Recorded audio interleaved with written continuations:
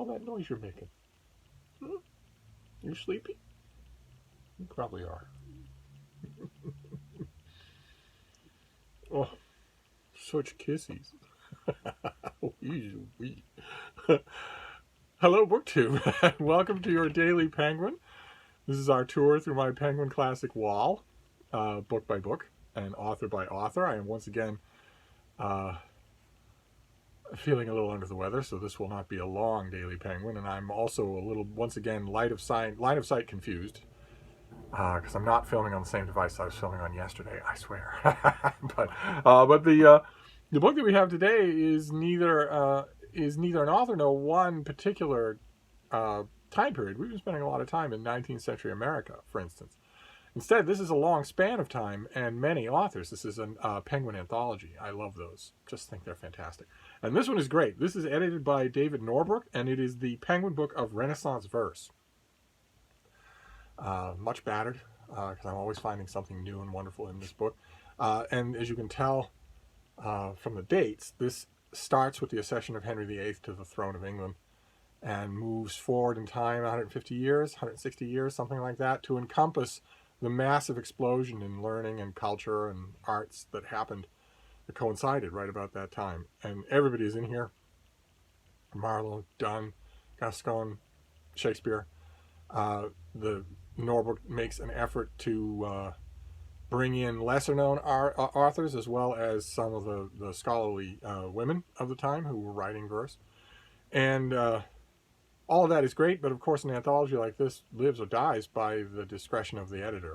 Not so much the parameters that you're choosing as what you're picking to fill the book. And the picks in here are great. I have experience with other English Renaissance anthologies that aren't anywhere near as good as this. So this is a short Daily Penguin just to recommend this volume. If you ever come across it, it is magnificent, and it will fill your hours. It really is kind of bottomless. Naturally, since it's poetry, I want to read you a poem, just one. It's by George Herbert. Some of you will know him. He is a poet near and dear to my heart, for the intelligent and touching ways that he can write about his Christianity. Christianity, like any other organized religion, can bring out the syrup by the bucket load in writers, and it does with Herbert too, but not always. And when he's really good, oh my. And I want to read you this poem. It's called Redemption. And it's one of the best poems about Christianity that I know, about the basic sacrifice at the heart of the Christian story. Having been tenant long to a rich lord, not thriving, I resolved to be bold, and make a suit unto him to afford a new small rented lease, and cancel the old. In heaven at his manor I him sought. They told me there that he was lately gone, about some land which he had dearly bought, long since on earth to take possession. I straight returned, knowing his great birth, sought him accordingly in great resorts, in cities, theatres, gardens, parks, and courts.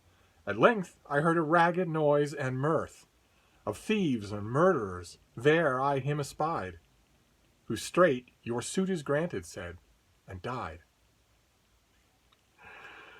You follow the metaphor there. You follow the analogy there, that you're getting a better deal, an improved lease, and your landlord has to die for it to happen. And you won't find him among the rich and the great. You'll find him among the wretched and the poor, among the sinners. I just love it. I love that poem. If I were to make a Christian verse anthology over the last 2,000 years, this would be in there. And there are a few of those Christian verses I've recited on this channel before a few times, and that would be one of them. So, and that is just obviously the proverbial tip of the iceberg, because this is full of stuff, just full. It's a great anthology. I'm glad to have it. I don't keep all of my Penguin anthologies together in one place, and I don't keep them organized by time period, obviously, because this has interrupted us plumb in the middle of Mark Twain. But we'll see what tomorrow brings. Maybe tomorrow will be back to the 19th century, or there might be other disruptions. We'll see what tomorrow's disruptions will be. In the meantime, I'm going to wrap this up, but I'll be back. Thank you, BookTube.